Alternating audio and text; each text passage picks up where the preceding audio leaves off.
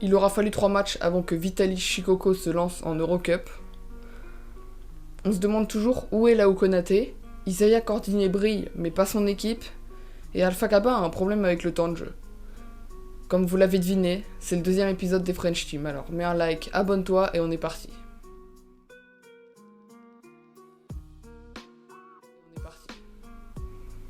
Bonjour et bienvenue sur la chaîne French Basket Europe. Aujourd'hui, deuxième épisode des French Team. Le premier a été... vous avez bien kiffé d'ailleurs. J'ai eu des très bons retours intérieurement sur notamment des messages Instagram de soutien qui m'ont dit... qui m'ont remercié. Donc je vous remercie à tous ceux qui étaient présents pour voir ce premier épisode. Je voudrais aussi vous indiquer, allez checker mon Instagram, il y a tous les résultats dessus. Le Instagram de French Basket Europe, on poste tous les résultats, toutes les dernières actualités, tous les derniers gros transferts. Donc allez checker. Sinon, aujourd'hui dans cet épisode, je vais parler des Metropolitans 92, donc de Boulogne-le-Valois, et de Nanterre 92. Les deux clubs de région parisienne. Que font-ils en Eurocup ? Entre déception et un bilan assez mitigé, on va tout de suite attaquer avec les Metropolitans 92. Alors les Metropolitans 92, ils sont sur un bilan de 2 victoires, 2 défaites en Eurocup en 4 matchs joués. Je compte pas le round 5, au moment où je tourne cette vidéo, on est la veille du début des premiers matchs du round 5, donc je compte pas le round 5. Donc si vous voyez cette vidéo après le round 5 d'Eurocup, j'aurais pas compté ça dans la balance. Donc un équilibre parfait entre le nombre de victoires et de défaites pour les Metropolitans 92. 2 victoires pour 2 défaites nous ont fait quand même sacrément peur. Parce qu'ils ont commencé l'Eurocup par 2 défaites. Je leur aurais crié dessus s'ils avaient continué comme ça, mais ils ont fait une bonne remontée, grâce notamment à un lancement de Vitaly Chikoko qui s'est mis à jouer, et puis grâce à un collectif assez bon, grâce à un Assem Marais qui sauve notamment le round 3. Et ben du coup cette équipe des Metropolitans 92 elle a réussi à rattraper son bilan et à 2 victoires, 2 défaites. J'espère que pour le prochain round ils arriveront à faire pencher la balance du bon côté et pas retomber dans le négatif. Au niveau des points positifs que j'ai notés dans cette équipe des Metropolitans 92, c'est tout simplement les perfs d'Anthony Brown qui m'ont pas mal fait kiffer. Le joueur passé par la NBA qui a notamment joué une saison aux Los Angeles Lakers. Lui il maintient toujours sa moyenne de points. Il va jamais passer les 20 points, il va jamais descendre en dessous de 13. C'est toujours un joueur qui met 13-16 points par match, très régulier, bon rebondeur, très très bon shooter. C'est un joueur qui sera un scoreur dans cette équipe. Et je trouve qu'il a su prendre ses responsabilités et s'adapter très bien au groupe. Et ça moi je l'ai vu et ça me permet de le mettre en avant. J'ai bien aimé aussi Brandon Brown, le meneur américain qui a su gérer le tempo, qui est un meneur qui pour moi a le niveau largement Eurocup, un bon meneur scoreur, shooter, mais qui est capable aussi de temporiser et un très très bon défenseur. Faut analyser les attitudes défensives de Brandon Brown, il est assez incroyable sur ça. J'ai bien aussi aimé le rôle de Assem Marais, l'Égyptien qui arrive en tant que pigiste médical de Miralem Alinovic, le meilleur marqueur de Pro B. Il devait répondre présent, il a répondu présent, je peux même dire qu'il leur a donné la victoire lors du game de round 3 d'Eurocup, où il met 16 points, 13 rebonds pour 24 dévals, quelque chose comme ça. Il fait un très gros match et il permet aux Mets de l'emporter lors de ce match-là. Au niveau des points négatifs, j'allais parler de Vitaly Chikoko, mais Vitaly Chikoko a réussi à se lancer, puisque lors du dernier match, il met 14 points, 6 rebonds et il réussit à jouer, mais moi je le voyais...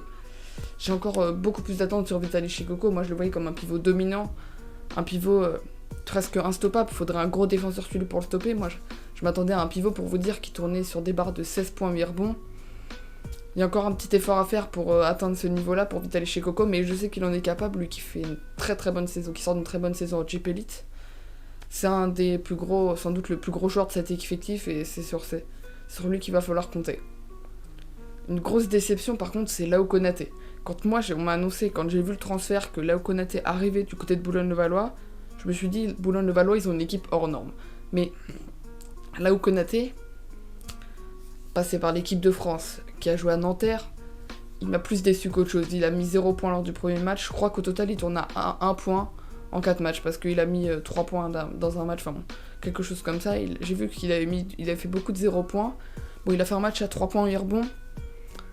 C'est bien, mais Là, Konaté, c'était censé être un scoreur, c'était un mec qui tournait à 15 points à l'époque où il jouait à Nanterre 92, et à l'époque où Nanterre jouait l'Euroleague, je crois, si je vous dis pas de bêtises. C'est un international français qui a été retenu par Vincent Collet pour l'équipe de France. Va falloir qu'il se réveille vite fait. Là, au Konaté, peut-être que le rendez-vous avec l'équipe de France va le réveiller, mais va falloir qu'il se réveille vite fait, sinon les Metropolitans 92, ils pourront jamais prétendre à peut-être atteindre les phases finales d'Eurocup. Comme l'a dit, sachant que Boris Dio est un du membre du staff, et qu'il a d'ailleurs déclaré qu'il aimerait bien faire monter ce club en Eurocup, et que ça soit un peu le club de la capitale qui monte en Eurocup, le meilleur club de la région parisienne. Il a l'objectif de retrouver son pote Tony Parker avec l'Asvel en Euroleague. Faut que tous les joueurs se mettent dedans. Après, peut-être que cette saison, ça va être compliqué pour que les Mets mènent. C'est pas une équipe favorite, c'est pas une équipe qui sera sans doute favorite pour le titre. Voilà, comme je dis, c'est plus des équipes comme Monaco, comme le Virtus Bologne, qui peuvent prétendre plus haut, mais les Mets, c'est pas leur... Ils sont pas en tout cas pas favoris, mais pourquoi pas renverser la concu en tout cas. On verra sans doute dans un prochain épisode des French Team. Sinon, au niveau du coaching, j'ai bien aimé cet effectif, j'ai bien aimé comment ils ont joué, j'aime bien les systèmes imposés par Jurs Dodge, lui qui a été champion avec Limoges en 93, qui a gagné l'Euroleague, qui a gagné le match, sans doute la seule victoire française, lui qui est slovène et qui a aussi gagné une Coupe du Monde. Donc voilà, pour l'instant c'est tout ce que j'ai à dire sur cette équipe des Metropolitans 92, il y en aura sans doute plus à dire après d'autres games joués. On passe tout de suite à l'équipe de Nanterre 92. Et Nanterre 92, j'ai quelques petits trucs à dire. Déjà, j'ai 3 joueurs que j'ai bien aimé du côté de Nanterre 92, c'est Chris Warren, pardon. Dwayne Bucks, c'est pas trop mon style. Chris Warren, c'est le meneur de Nanterre qui simplement était très attendu lors de ses journées d'Eurocup, et il a répondu présent de par son scoring et son aide à la passe décisive, même s'il fait encore des pertes de balles qui pourraient être évitables à mon sens. Chris Warren, il a su donner ce rôle de leader et voilà, mettre en place les joueurs de Nanterre, malgré le fait que Nanterre soit un bilan de une victoire pour 3 défaites. Et ce bilan, voilà, j'ai oublié d'en parler juste avant. Le bilan de Nanterre, voilà, 1 victoire, 3 défaites, assez décevant. Nanterre qui a commencé la première journée par une victoire et là qui enchaîne 3 défaites d'affilée. Cet effectif de Nanterre, pour moi, il lui manque un petit truc, un dernier petit truc. Et je pense que ça vient surtout des rotations pour moi, parce que ils ont tout plein de joueurs de talent. Il leur manque pas ça, ils ont pas des joueurs qui vont jouer trop perso, ils ont pas des déceptions. Non, il leur manque tout simplement des rotations. C'est faire les bonnes rotations au bon moment. Et là, j'ai trouvé Pascal Donadieu, le coach de Nanterre, assez décevant quand il fait jouer que Alpha Kaba que 20 petites minutes par match, alors que le mec il vient de faire un match à 20 points d'Irbon. C'est pour ça que je parlais d'Alpha Kaba et son problème de temps de jeu. Il joue en moyenne 19 minutes par match, c'est quand même un des meilleurs rebondeurs d'Eurocup. Je crois qu'il tourne 9,5 rebonds par match, quelque chose comme ça. Il fait une perf à 15 rebonds lors de la première journée. Lors de la dernière défaite, lors du round 4, il fait 20 points d'Irbon. Voilà, c'est assez décevant. Donc voilà, Alpha Kaba, c'est bien sûr un joueur que j'apprécie dans cet effectif. C'est un joueur qui va tourner autour de moyenne de 10-10 au niveau des rebonds. C'est un gros rebondeur, Alpha Kaba, qui est capable de remettre dedans, il est capable d'exploser le cercle. Et voilà, Alpha Kaba, il sera très important dans cet effectif-là. Lui qui, par contre, joue très très peu. Enfin, très peu, moi je le vois plus jouer 29-30 minutes, c'est un joueur qui est capable de tenir ces moyennes-là. Après, on peut aussi apporter la justification que le pivot américain Briante Klein veut du temps de jeu en remplaçant. Voilà, moi j'ai hâte de voir comment va se dérouler la suite de saison de Nanterre, ça va être très intéressant. Un joueur que j'adore, pour ceux qui me connaissent personnellement, ils savent que c'est un de mes joueurs préférés. C'est un joueur que j'adore, qu'on voit s'envoler, qui s'appelle Airline Cordinier. C'est bien sûr Isaiah Cordinier. Isaiah Cordinier, le jeune joueur de 23 ans, qui d'ailleurs lui aussi a été appelé en équipe de France, qui va, lui aussi, qui est passé par la case NBA sans s'imposer en NBA. Il a juste été mis à jouer en G-League et retourné en France la saison passée du côté de Nanterre. Il a explosé en France, il a fait tout simplement une saison assez incroyable, 2e meilleur joueur français du championnat, un arrière incontestable, première sélection en équipe de France. Là, il en a encore une, il a été encore appelé. Il fait un très très bon début de saison en Eurocup sur des moyennes de 16 points, 8 rebonds. 8 rebonds. Ça, je m'y attendais pas, Isaiah Cordinet. Je m'attendais plutôt à 6 rebonds et voilà. Isaiah Cordinet donne le ton de leader, ça sera un gros scoreur, un gros shooter. C'est un joueur à voir jouer qui peut aussi très bien s'envoler au-dessus du cercle puisqu'il a participé au concours de dunk de Jeep Elite la saison passée. Isaiah Cordinet, j'ai bien aimé. Mais attention, il va falloir qu'il continue sur ces moyennes là parce que Isaiah Cordinet, il va être très attendu si Nanterre veut gagner. Bon, au niveau des points négatifs, en fait, c'est l'équipe française qui a le pire bilan en Eurocup, mais je trouve pas de points ultra négatifs. J'ai recherché, j'ai fait, mais au final, je trouve un peu voilà, le temps de jeu de Pascal Donadio qui est un petit peu mal géré, les rotations qui sont mal gérées. Quand tu regardes un match de Nanterre, tu vas te dire, ah ouais, pourquoi il fait pas ça, quel changement, machin truc. Et c'est ça que je pense que Pascal Donadio doit changer pour que son équipe gagne et qu'il vise la victoire.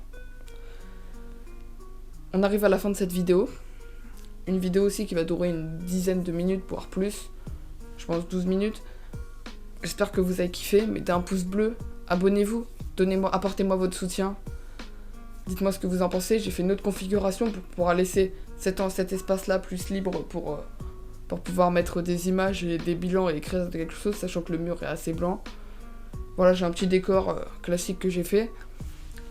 Attendez, juste avant, une justification pour ce maillot de Donovan Mitchell. Il y en a qui vont se dire, mais attends, tu parles de basket européen, pourquoi il y a un maillot de Donovan Mitchell et tout ça? Si vous n'avez pas vu la vidéo de Obsidiac, un youtubeur, il dit tout simplement que Donovan Mitchell est un fan de basket européen. Je me suis dit qu'à partir de ce moment-là, je pouvais afficher ce maillot-là sans problème. Oui, Donovan Mitchell est un fan de basket Euroleague, il va tous les ans au Final Four, il a toujours sa petite place réservée et je vous avouerai que dès qu'il arrêtera sa carrière NBA, je sais à quel âge, il aimerait bien aller découvrir ce niveau et y jouer un petit peu, donc voilà. Ça sera avec plaisir, Donovan, mais ça sera dans longtemps.